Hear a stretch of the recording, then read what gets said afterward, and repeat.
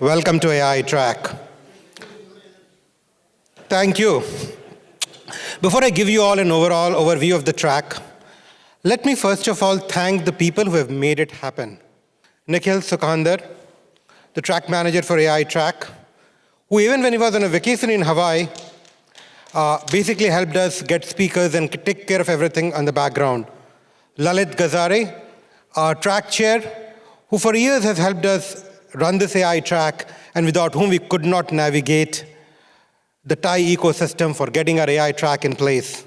Ashish Bansal, a walking encyclopedia in artificial intelligence, who has helped us basically figure out how to run this track and not only brought us good speakers, but helped us with the content. And Surbhi Kaul. We'll be talking about both Ashish and Surbhi later. Surbhi is somebody who has helped us bring all of us together, has brought us amazing women speakers to the track, and has brought a very unique perspective when it comes to marrying artificial intelligence and customer success. We'll talk about all of them in detail later, but thank you all of them, Ashish, Nikhil, Lalit, and Surbhi. Today's track, thank you. I'll give you a quick overview of the track before I invite our keynote speaker, Dr. Debanjan Saha, on the stage to basically present his opening keynote speech about real-life use cases for generative AI. Dr. Debanjan Saha, who is our opening keynote speaker, will start the track today by talking about generative AI and how it can be actually used in real-life applications.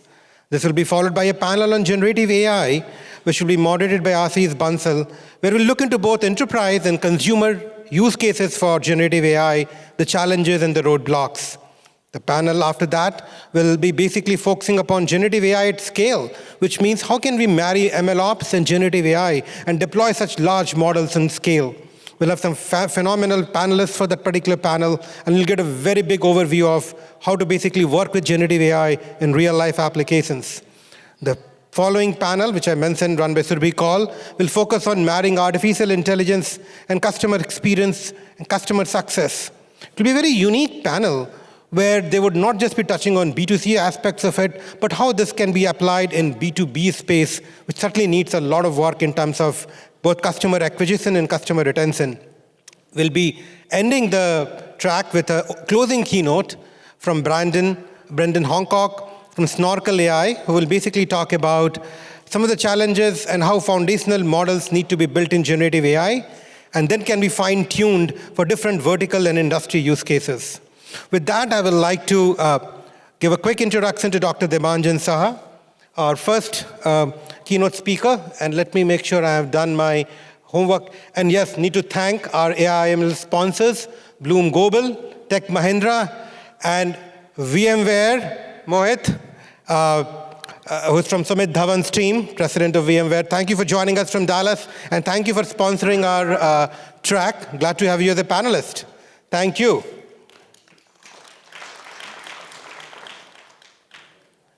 Dr. Debanjan Saha, an undergrad from IIT Kharagpur, an MS PhD from University of Maryland at College Park, is a very known name in Silicon Valley.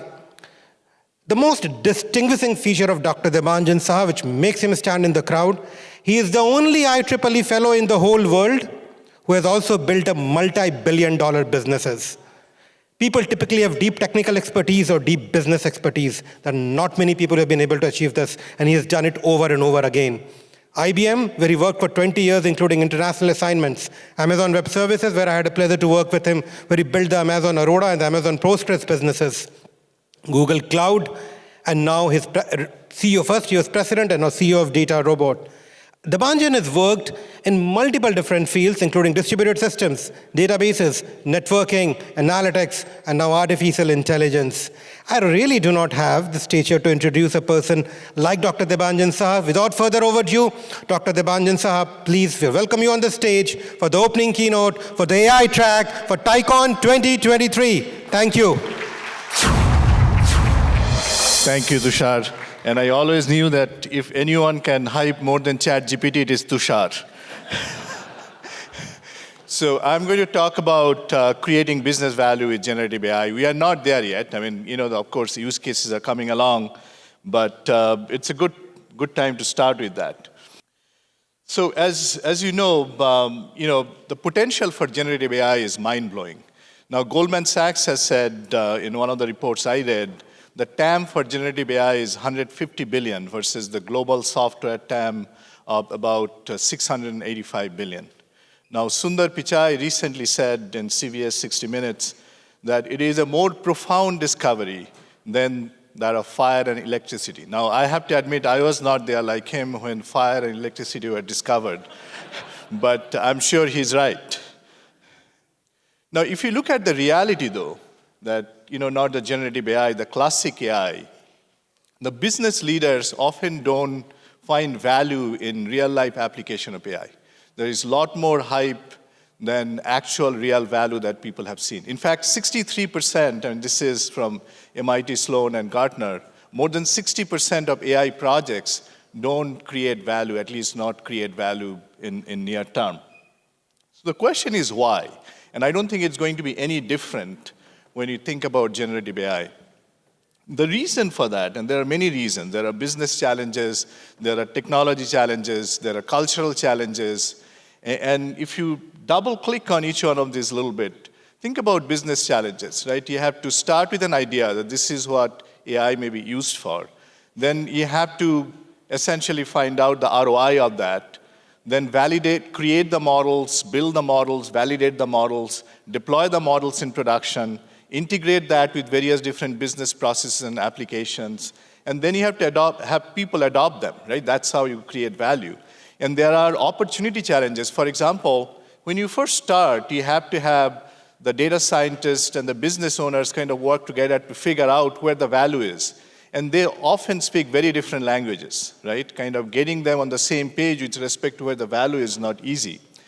There are execution challenges that after you build and kind of create the model, you have to deploy it. And if you have to take it through the compliance process, especially in regulated industries like finance or healthcare, it's a long process. And often, there are a lot of issues before you can get it to production. Even after you get it to production, right? I mean, people have to adopt it. And that's when a lot of other problems come into play. I mean, the adoption of AI has not been that great, especially in the enterprise space. Now, there are also technology challenges, right? I mean, if you think about kind of building and deploying and monitoring models, it's almost like a software CI/CD pipeline. And there are first mile gaps and the last mile gap. The first mile gap is how you get access to the data which can give you the information you need in order to build those models. And last mile gap is that, yes, you build the model, and there are a lot of companies who are building models, but people don't eat models for breakfast. You have to integrate that to business processes, integrate that with applications, and that's often the longest mile in the whole process. And if you think about, for example, the platform to build and deploy and monitor this model, the end-to-end process there is pretty complicated, right? And what people are really looking for is an assembled, industrialized, fully automated platform, almost like a ready-made chair. But what they get instead is assembly required model, right? They get probably 5 different features from 5 different companies, some open source software, and they are trying to put it together, right? The real situation in many enterprises is even kind of more dire. They are almost chopping wood in order to build a chair, right? Because they are building it from scratch, which I don't think is really necessary. And then, of course, there are cultural challenges. That it's an eclectic set of personalities that you need to get on the same page in order to get your AI into production. You often have to start with the arrogant data scientist who want to build these models but probably don't know the business problem very well.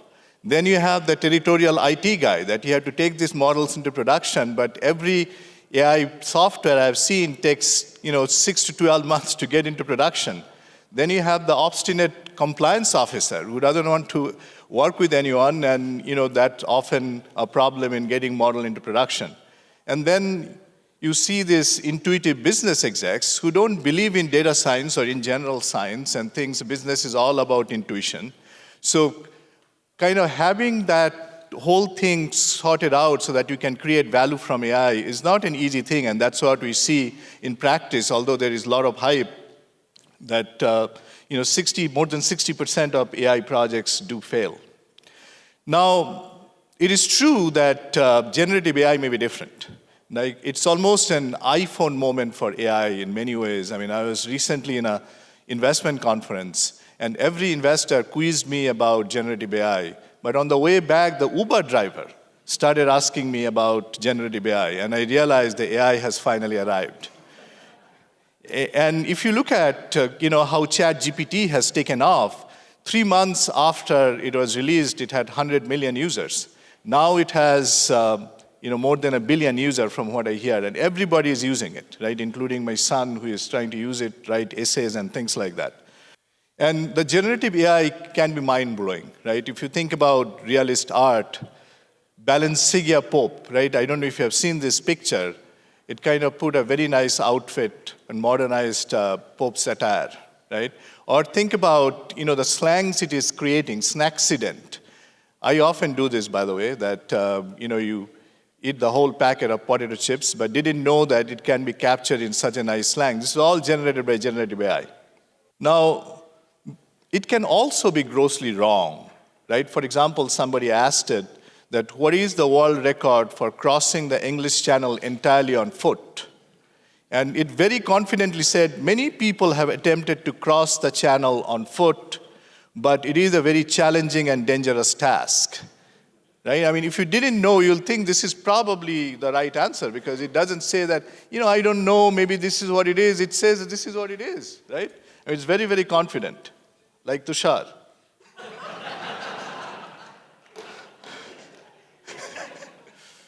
Now, more interestingly, or it can be very risky for businesses, and this is what we are really, really worried about. There is no policies about using generative AI or ChatGPT in the enterprises, for example, right? And somebody in Samsung actually shipped some kind of proprietary code in order to train the model, and that became public knowledge, right? And this is probably the first thing we need to do before trying to use generative AI for something more internally, that come up with a policy so that people don't send documents or other proprietary information to ChatGPT in order to train it. Now, we have been talking to a lot of customers about what is that they need to do, they can do with generative AI, right? Every CEO I talked to kind of got an email, including me, by the way, from the board, that what is your generative AI strategy? And everyone is scrambling to figure out what to do with it, right? And there are many use cases, by the way, that there are horizontal use cases which are probably most common and easiest to implement. And there are a spectrum of use cases from low risk and low complexity to high risk and high complexity. The low risk one, I mean, this is what we have been doing and we have been advising our customers to do also, are for internal usage, right? So that you don't have to take it out right now, and where you sometimes don't need 100% accuracy, because the biggest problem with generative AI right now is that you don't know whether it is going to be 100% accurate or not, right? So things like business communication, report generation, ghostwriting, especially when you have a human in the loop to do the final check, is probably a pretty easy thing to do, and that actually saves a lot of internal work. A lot of our, for example, marketing team is using generative AI to create content, right? I mean, all of us can use it that way. Then Q&A for knowledge bases, summarization of research, administrative data entry, personalization and recommendation. This is also an interesting one. So for example, when you are sending the nurture email to customers, right, you can very easily customize that based using generative AI. I mean, that saves a lot of money, that saves a lot of human effort, and it also kind of more impactful than sending, for example, generic marketing emails to people, right? And custom inquiry and routing of response generation, and of course the co-pilot assistant for enhanced user experience, some of that we are doing in our product, are reasonably safe things to do without taking a lot of risk and trying it out. Now, we have also been working with our customers on various different vertical segments to see what are potential applications of generative AI, right? For example, in banking, Compliance documentation is something every bank needs to generate and send it to the feds, for example. And generating those documents from your model automatically could be really, really interesting application. Investment analysis, there are a lot of investment advisors who are reading a lot of documents and providing advice to people, and some of that, at least kind of the first draft of that, can be generated using generative AI. In the healthcare one, for example, the patient advocacy, medical coding, fraud detection, and of course, disease diagnosis and things like that people are working on anyways. In retail, on the customer service, sentiment analysis, product innovation, personalization, there are a lot of very, very interesting use cases. And I think it is going to take some time to figure out which one of these use cases are going to be low risk, and so that people can actually go and implement them in practice quickly. Now, other thing which I'm also excited about, in the hype cycle of generative AI, we forget the fact that there is also predictive AI, which has added a lot of value to businesses.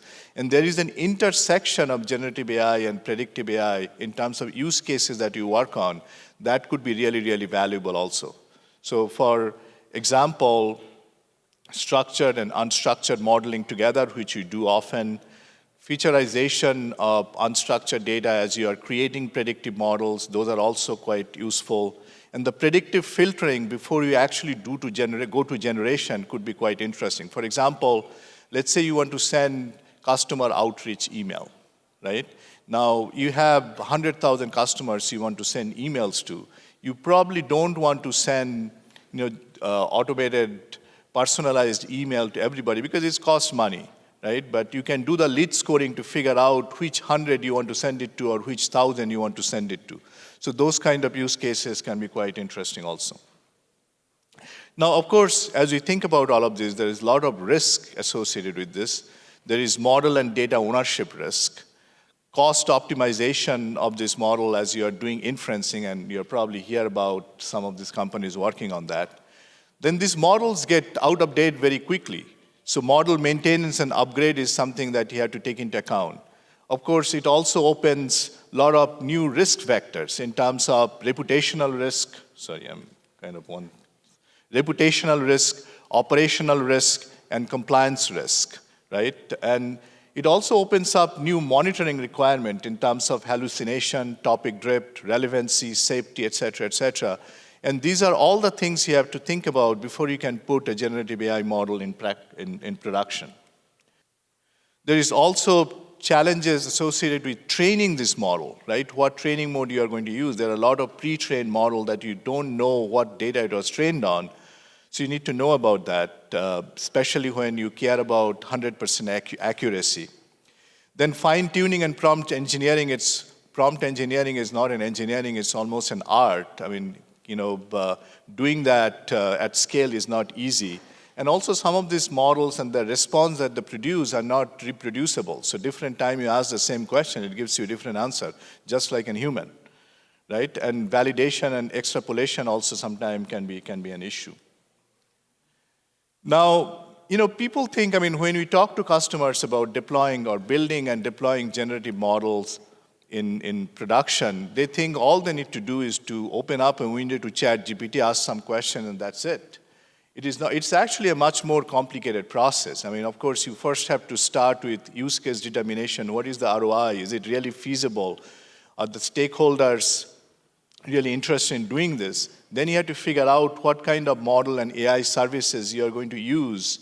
Then you have to find out where is your training data so that you can fine-tune it or you can adjust the responses. You have to think about a prompting strategy so that you can provide the context so that it gives you the answer that you are looking for, right? So for example, if you use, let's say, a variation of GPT-4 or ChatGPT in order to provide Q&A for your documentation, right? That model knows about your documentation because you trained it. It also knows about rap songs, right? And you have to make sure when your customer is interacting with that model, it's not talking about rap songs, it's talking about the product documentation that you trained it on, right? Then you have to create the reference data pipeline, assessment and insight, various different safety controls, maintenance and update. These are all the steps that you have to take into account before you can take a model, build a model, deploy that model, monitor the model in practice, and keep it up to date. So here are some of the things we are doing at DataRobot to help our customers.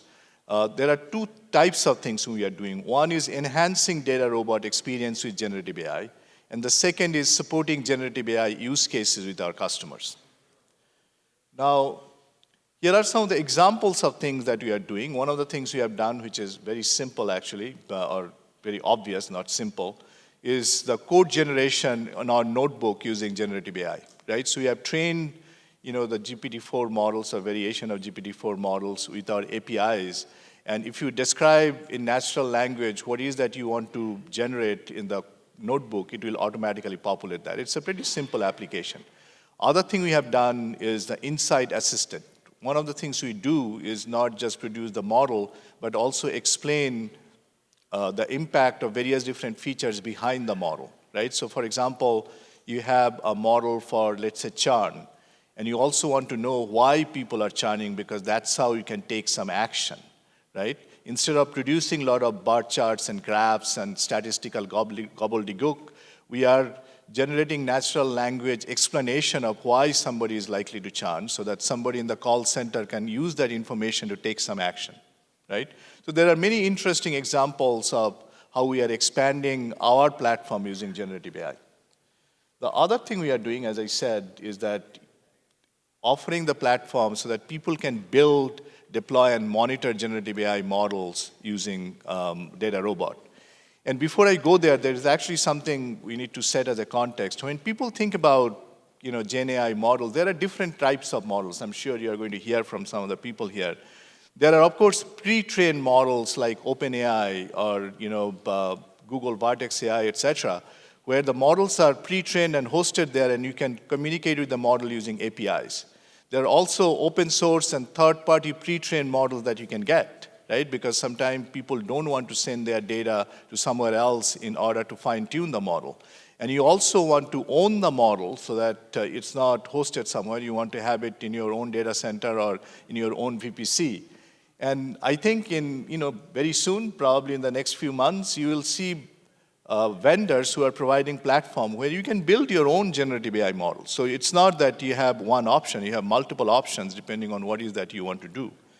And what we are doing is to provide people an option to compare various different models so that you can have OpenAI models or various different hosted models, you can have third-party models, you can have your own model, and you can compare them for their accuracy, for their cost, their governance and monitoring issues, et cetera, so that depending on what you want to do, you can pick the right model for your use case, right? So for example, you are a bank, you want to have your own model that you want to run in your own environment. You created that model, but you want to have a leaderboard where you want to test that model against the state-of-the-art, so-called state-of-the-art models, right? So that you don't think that the model that you have is very far away from the state-of-the-art model in terms of accuracy, for example, right? So those are the things which are very important for customers, and they can do that. Now, the other thing we are doing is the monitoring of this model, right? I mean, when you create this model and deploy them in production, you have to monitor this model for various different topics it's discussing. For example, you don't want it to discuss rap songs, right? And you have to monitor whether the things being discussed, because you don't know what the user is going to give as an input. And those are some of the safety intervention and rules and guardrails that you put together so that you don't get embarrassed by the response that your model is generating when interacting with your users, right? So those are the things that we are doing. I think I'm almost out of time. I'm going to end with what we call value-driven AI. And this is the journey I think generative AI is also going to take, like the way we have seen this for predictive AI. It all started with model-driven AI, right? Everybody was talking about, my algorithm is better than your algorithm, and they're refining this for 0.5% more accuracy, et cetera, right? And we all know about Kaggle competition and all of these things people are doing. That's no longer the case, right? Most of the models generate pretty much the same response if you give them the same data. Right? This is the same thing happening in Gen AI today that, hey, I have a model with 500 billion parameters, I have with trillion parameters, And for most enterprise use case, it's probably not very relevant, or at least not going to be very relevant.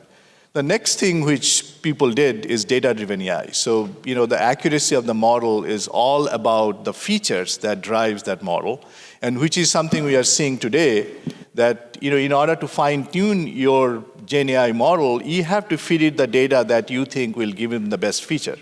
But ultimately, though, what matters that how do you take this model and apply it in production? There is a lot more than just model accuracy and, the model accuracy or how many parameters you have. It is about setting up the problem the right way and then taking it through the whole process of building the model, deploying the model, monitoring the model, maintaining the model. And those are the things we need to solve before we can see real value from generative AI. So with that, I think I'm out of time.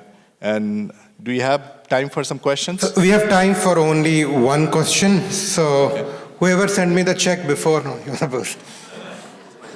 Thank you, Debanjan, for that very good insight. Some of your peers are at the White House today discussing this whole concept of AI and privacy and such issues. And obviously, it's an arms race. I think that's got started. And US businesses want to be at the cutting edge of using this while also being cognizant of all the other issues. So if you are at that table, discussion table at the White House today, what would you say and what would you expect of the government? Well, there are a couple of things government can do. One thing, I always want government to do is to stay out of the way as much as they can, because that really helps, right? But it is probably important to have some sensible regulation around AI, right? Especially with generative AI, I'm concerned that, and many people have said that, there are a lot of fake content that's going to be generated. And it's so easy to do that, right? So what is that, you can actually create, and how you can propagate all of this? There needs to be some sensible regulation that we need to have. I do think European Union is ahead of US government in terms of having sensible regulation around AI. So doing that, I think, could be quite helpful in regulating the industry the right way. With that question, he has prepped you for a meeting with Joe Biden. So you gave knowledge to people and you got something out of it. Thank you. Thank you, Debanjan. Thank you. Thank you.